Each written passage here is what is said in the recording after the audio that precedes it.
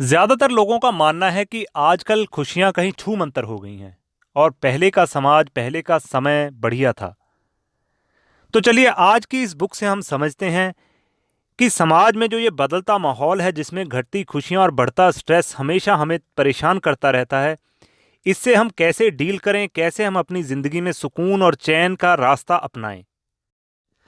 तो आज की ये बुक हमें सिखाएगी कि हम खुशियों की तलाश कैसे करें, कैसे हम अपने रिश्तों में मिठास लेके आएं। तो हेलो एंड वेलकम अगेन दोस्तों, मेरा नाम है राजविंदर सिंह और स्वागत है आप सभी का आपके अपने यूट्यूब चैनल फ्रॉम किताब में। तो विदाउट वेस्टिंग टाइम शुरू करते हैं आज की बुक समरी, जिसका नाम है द बुक ऑफ जॉय, जिसे लिखा है जेसमिन टूटू और दलाई लामा ने। ये किताब असल में दोनों धर्म गुरुओं की 7 दिन चली वार्ता का नतीजा है, जिस दौरान उन्होंने समाज में बढ़ती अराजकता और घटते सुकून के बारे में आपस में बातचीत की थी। आजकल की बदलती और दौड़ती हुई जिंदगी के दामन में खुशियां ढूंढना बहुत मुश्किल हो गया है। लगातार बढ़ता स्ट्रेस और रिश्तों में मानसिकता दोनों में झलकता है।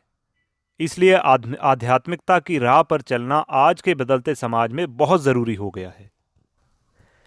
जिंदगी को खुशियों और प्यार से भरने की राह पर पहला कदम रखने की प्रेरणा देने के लिए दलाई लामा और धर्म गुरु डेसमंड टूटू के शब्दों से अच्छा भला क्या हो सकता है। तो ये किताब हमें सिखाती है कि क्यों खुशियों को महसूस करने के लिए गम से रूबरू होना बहुत जरूरी है। कैसे दूसरों को माफ कर देना आपको उमंग और खुशियों से भर सकता है। अपनेपन और दयालुता की राह पर चलकर कैसे आप अपने अंदर और बाहर खुशियां फैला सकते हैं। तो शुरू करते हैं पहले सबक से। दुख के बिना सुख का कोई मोल नहीं है। जब एक औरत मां बनती है तो उसे अपनी जिंदगी का सबसे तकलीफदेह और दर्द भरा पल जीना पड़ता है, लेकिन उस दर्द के बाद जो खुशी उसे मिलती है उससे हम सब अवगत हैं। इसलिए लेखक कहते हैं, जहां एक और दर्द हमें तोड़ देता है, वहीं दूसरी ओर अगर देखा जाए तो दर्द के एहसास के बिना खुशियों का कोई मोल नहीं रह जाता। क्योंकि जब दर्द के मंजर के बाद खुशियां आती है तो उन खुशियों का महत्व कई गुना बढ़ जाता है। कई लोग कहते हैं कि जिंदगी में हर दर्द का इलाज है, लेकिन ऐसा नहीं है। असल में बिना दर्द के जिंदगी में किसी और भावना की कोई अस्तित्व ही नहीं। बिना दर्द के ना हम खुशियों का एहसास कर सकते हैं, ना ही प्यार का। लेकिन हम दर्द को मिटा नहीं सकते, उससे एहसास को सकारात्मक जरूर बना सकते हैं। इसके लिए जरूरत है अपना ध्यान अपने दर्द से हटाकर दूसरों के दर्द की ओर लगाने की। बौद्ध धर्म में लोजोंग नाम की शिक्षा पद्धति में भी कुछ ऐसा ही लिखा है। उनका कहना है कि दूसरों के दर्द की तरफ देखकर व्यक्ति अपने दर्द को भूल जाता है। लोजोंग में लिखी इस बात को दलाई लामा ने खुद अपने जीवन में महसूस किया है। एक बार जब दलाई लामा बौद्ध धर्म के सबसे पावन स्थल बोध गया में अपने कार्यक्रम के लिए जा रहे थे तो उनके पेट में अचानक बहुत तेज दर्द हुआ। उन्हें तुरंत अस्पताल ले जाया गया। वो दर्द से कराह रहे थे कि तभी उनकी नज़र सड़क पे पड़ी, जहां पर एक बीमार बूढ़ा व्यक्ति पड़ा हुआ था जो लगभग मरने की कगार पे था। उसे देख दलाई लामा को लगा कि मेरा दर्द तो उसके सामने कुछ भी नहीं है, और कुछ समय के लिए वो अपने तीव्र दर्द को भी भूल गए थे। आपका दर्द कितना जटिल है, ये उसके प्रति आपके रवैये पर निर्भर करता है। समस्या चाहे जितनी ही जटिल हो और दर्द चाहे कितना भी बड़ा हो, अगर आपका इरादा और मानसिकता मजबूत है तो आप बड़े से बड़े तूफान का सामना आसानी से कर लेंगे। लेकिन अगर आपका मन ही कमजोर पड़ जाए तो छोटा सा दर्द का झोंका भी आपकी जिंदगी को तबाह करने के लिए काफी है। ऐसा ही कुछ संदेश लेखकों ने इस किताब के जरिए दिया है। एक मजबूत मानसिकता से आपको दर्द में भी खुशी ढूंढने का साहस मिलता है। लेखकों का कहना है कि दर्द और दुख जीवन के अभिन्न अंग हैं, इसलिए इससे लड़ने की बजाय उस पल में भी खुशी ढूंढने की कोशिश करें। कभी भी परिस्थितियों को अपने जीवन पर हावी ना होने दें। मन में मुस्का लें और सोचें कि ये वक्त का खेल है, आज नहीं तो कल बदल ही जाएगा, क्योंकि समय का पहिया कभी रुकता नहीं है। इन बातों को और गहराई से समझाने के लिए दोनों लेखकों ने अपने अपने जीवन में एक उदाहरण दिया है। जहां एक और दलाई लामा ने बताया कि कैसे उनकी एक बार फ्लाइट रद्द हो जाने की वजह से उन्हें 6 घंटे दूर स्थित एयरपोर्ट पर जाना पड़ा, लेकिन इस परिस्थिति में स्ट्रेस या तनाव लेने की बजाय उन्होंने इस 6 घंटे के रोड ट्रिप को हंसी मजाक के पलों में तब्दील कर लिया। वहीं दूसरी ओर डेसमंड टुटू ने कहा कि उन्हें युवावस्था में अक्सर ट्रैफिक में फंस जाना बहुत बुरा लगता था और बहुत गुस्सा करते थे। लेकिन बाद में उन्हें एहसास हुआ कि उनके दांत मसलने से या गुस्सा करने से कुछ नहीं बदलने वाला। इसलिए उन्होंने ट्रैफिक जाम के दौरान प्रार्थना करने का निर्णय लिया। उसके बाद से आज तक ट्रैफिक की समस्या ने उन्हें कभी नहीं सताया। ठीक इसी तरह हम भी अपने जीवन की हर प्रॉब्लम को एक अवसर या अपॉर्चुनिटी के रूप में देख सकते हैं। लेकिन वो कहते हैं ना कि कहना आसान होता है और करना बहुत मुश्किल। इसीलिए लेखकों ने कठिन समस्या को खुद को मजबूत बनाए रखने के लिए कुछ आसान से टिप्स बताए हैं। और आगे किताब में बताया है कि कैसे गुस्सैल व्यक्तित्व के पीछे टूटी उम्मीदें होती हैं। आज के बदलते परिवेश में हमारी जिंदगी में रोज नई उम्मीदें सामने आ जाती हैं। कभी एक अच्छे करियर की उम्मीद, कभी अच्छे घर, कभी अच्छी जीवन शैली, तो कभी कुछ। इन उम्मीदों को पूरा करने की दौड़ में हम दिन रात जुटे रहते हैं।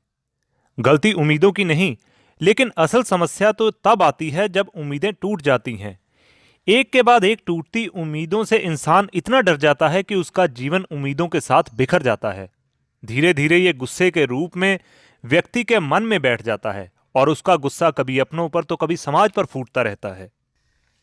इसलिए दलाई लामा कहते हैं कि उम्मीदों के टूट जाने पर किसी के द्वारा दिखाया गया थोड़ा सा प्यार व्यक्ति को संभलने में बहुत मदद करता है। इसका उदाहरण देते हुए वो बताते हैं कि उनके जीवन में एक घटना हुई थी कि पॉल एकम नाम का एक वैज्ञानिक, जिससे उनकी मुलाकात माइंड एंड लाइफ नाम की एक संस्था द्वारा आयोजित कार्यक्रम में हुई। उन्हें पता चला कि पॉल बड़े ही गुस्सैल स्वभाव के व्यक्ति हैं, क्योंकि उनके पिता काफी आक्रामक स्वभाव के थे, जिसके कारण उनकी मां ने आत्महत्या कर ली थी। उनके जीवन का ये सच आज भी उनके जहन में घूम रहा था। जब दलाई लामा उनसे मिले तो उनके हाथ को अपने हाथ में लेकर उनकी आंखों की गहराइयों में बड़े ही प्यार से झांका। उस एक झलक ने पॉल के मन में बसे गुस्से के ज्वालामुखी को शांत कर दिया था। जैसे प्यार और सद्भावना के जरिए हम दूसरे लोगों से जुड़ सकते हैं, ठीक उसी तरह हमारा दुख भी हमें दूसरों से जोड़ता है। जब भी हमें कोई ऐसा व्यक्ति मिलता है जिसका दुख हमारे जैसा है, तो हमारे दिल में अपने आप उसके प्रति सहानुभूति आ जाती है। कई बार दुख हमें लोगों के प्रति ज्यादा संवेदनशील बना देता है। एक वैज्ञानिक संस्था के द्वारा किए शोध में भी ये पता चला है कि जो लोग जीवन में किसी बड़े हादसे से गुजरे हैं या दुख तकलीफ सह के गुजरे हैं, उनके दिल ज्यादा नर्म होते हैं। और जिन्होंने कभी कोई तकलीफ देखी ही नहीं है, उन्हें दूसरे की तकलीफ का एहसास भी कम ही होता है। इसलिए अपनी तकलीफों को दूसरों से जोड़कर देखें तो टूटी हुई उम्मीदों का दर्द भी काफी कम हो जाएगा। और इसे आगे किताब में समझाया है कि अकेलापन और ईर्ष्या जिंदगी तबाह करने के लिए ये दोनों ही काफी हैं। सच कहते हैं कि इंसान एक सामाजिक प्राणी है, इसलिए शायद जब किसी व्यक्ति को अकेलापन सताता है तो उस अकेलेपन से उभर पाना उसके लिए बहुत कठिन हो जाता है, जिसके कारण ना जाने कितनी मानसिक बीमारियां का जन्म ले लेती हैं। हमें ज्यादा से ज्यादा लोगों के साथ जुड़ना चाहिए, लेकिन इसमें जो सबसे बड़ी समस्या आती है वो है विश्वास की कमी। आज के युग में व्यक्ति इतना स्वार्थी हो गया है कि उसे खुद से ज्यादा और किसी पर विश्वास ही नहीं है। नतीजन गिने चुने लोगों पर ही वो विश्वास कर पाता है और उन्हें अपनी लाइफ का हिस्सा बना पाता है।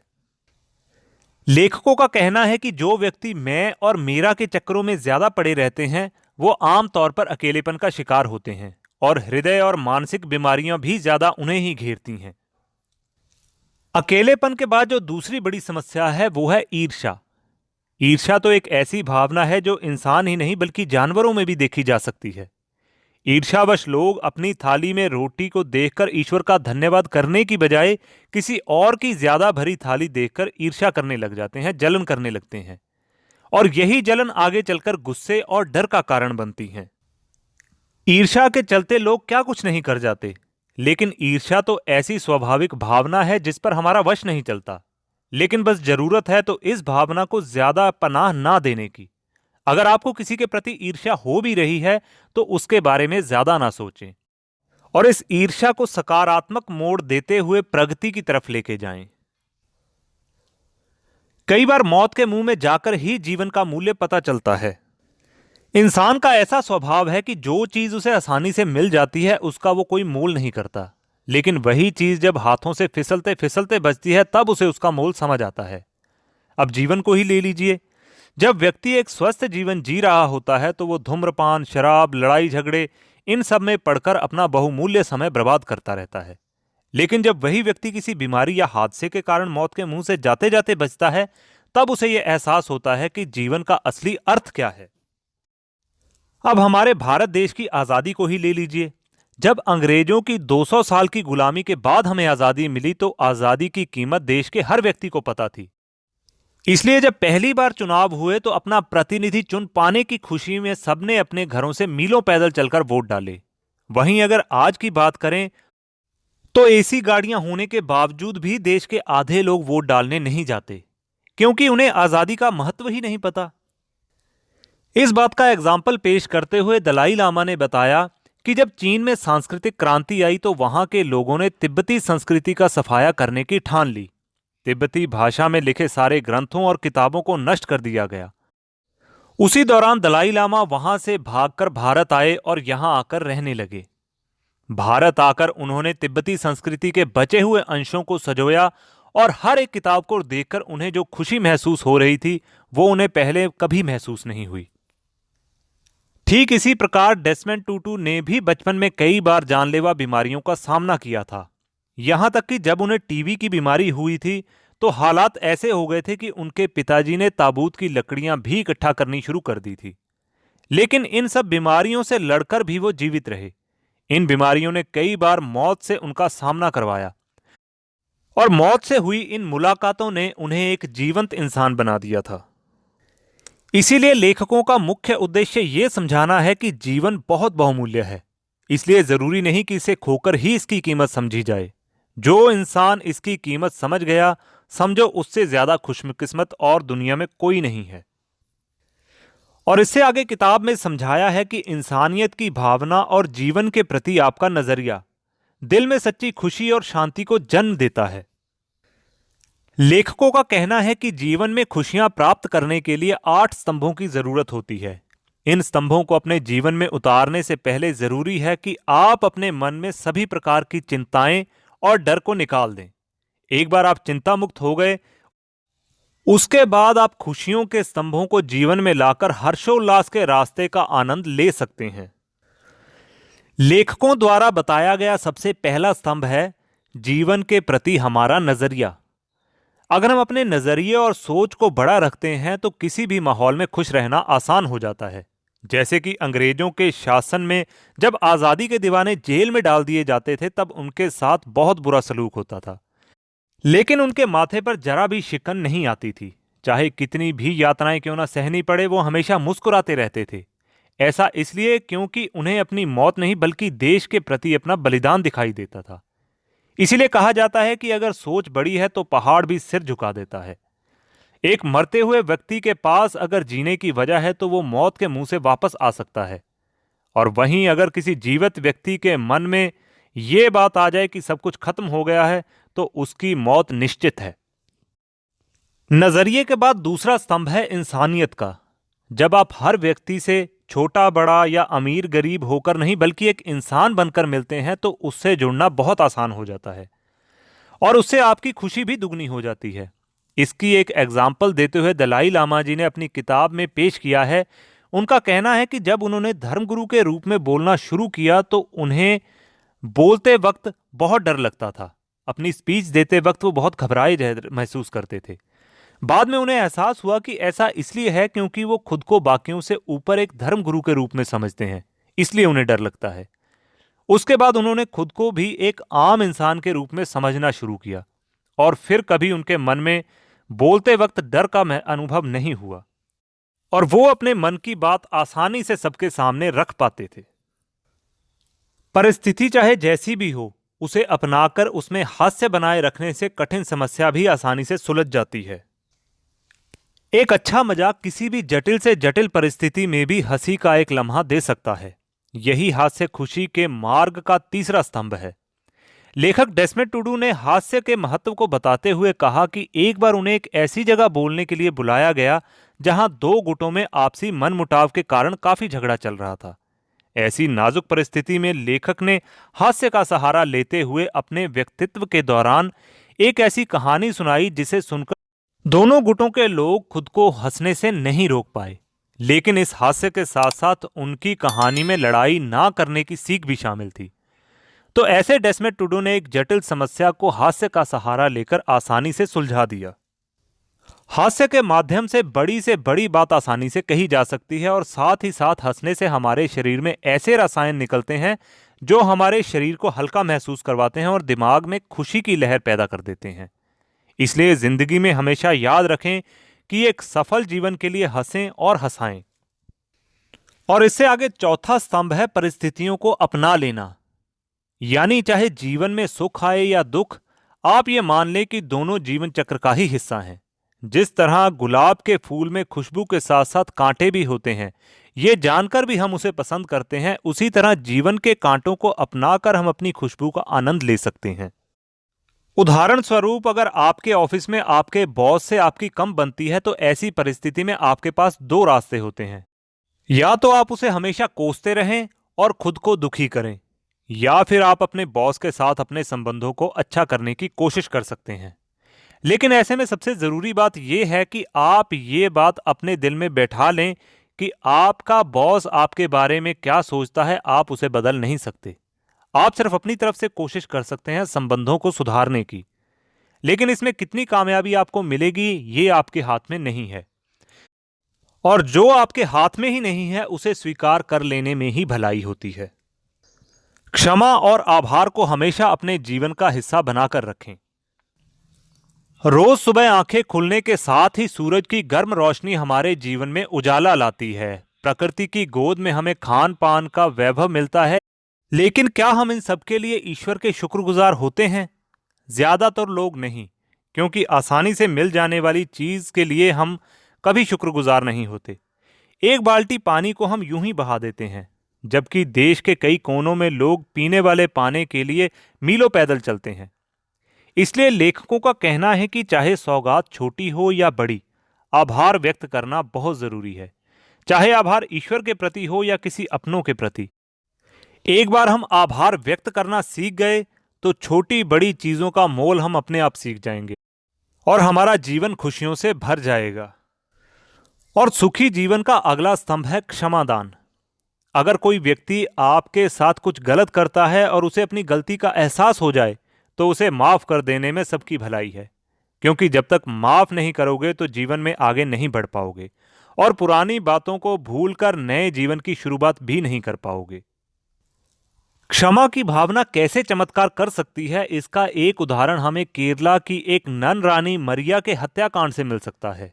इस केस के मुख्य आरोपी समेंदर सिंह को रानी मरिया के परिवार ने ना सिर्फ माफ कर दिया, बल्कि उसे अपने परिवार का सदस्य भी मान लिया। ये देखकर समंदर सिंह जैसा हैवान भी कोमल हृदय का व्यक्ति बन गया और उसने अपना बाकी जीवन रानी मरिया के समाज सेवा के सपने को पूरा करने के लिए लगा दिया। वहीं दूसरी तरफ समंदर सिंह को पाकर रानी के परिवार को भी अपना गम भुलाने में आसानी हुई। इसीलिए लेखकों का कहना है कि जहां एक और हमें रोज ईश्वर का आभार मानते हुए अपने दिन की शुरुआत एक मुस्कुराहट से करनी चाहिए, वहीं दूसरी ओर जो भी बुरा समय या बुरी घटना आपके साथ हुई हो, उसे भुलाकर क्षमा दान देते हुए खुशियों के रास्ते पर आगे बढ़ना चाहिए। दूसरों के प्रति प्रेम और सौहार्द की भावना रखने से जीवन खिल उठता है। क्या आपके जीवन में कभी कोई ऐसा पल आया है जब आपकी वजह से किसी के चेहरे पर मुस्कान आई हो और उसकी मुस्कान को देखकर आप अपना दुख दर्द भूल गए हों? अगर सच में आपने ऐसा कोई पल महसूस किया है, तो आपको यकीनन पता होगा कि कैसे दूसरों के प्रति दयालुता दिखाने से हमें एक अजीब सी आंतरिक खुशी और सुकून का एहसास होता है। कई वैज्ञानिकों ने भी अपने शोध में यह बात साबित की है कि एक दूसरे के प्रति दयालुता की भावना मानव जाति के अस्तित्व का मूल उद्देश्य है और इसके बिना मानव जाति का पतन निश्चित है। वैज्ञानिकों की शोध से यह भी पता चला है कि जब हम किसी के प्रति दया की भावना से सोचते हैं, तो हमारे शरीर में एंड्रोफिन नाम का एक रसायन निकलता है जो हमें वैसी ही खुशी का एहसास दिलाता है जैसा कि हम अपना मनपसंद काम करने से मिलता है।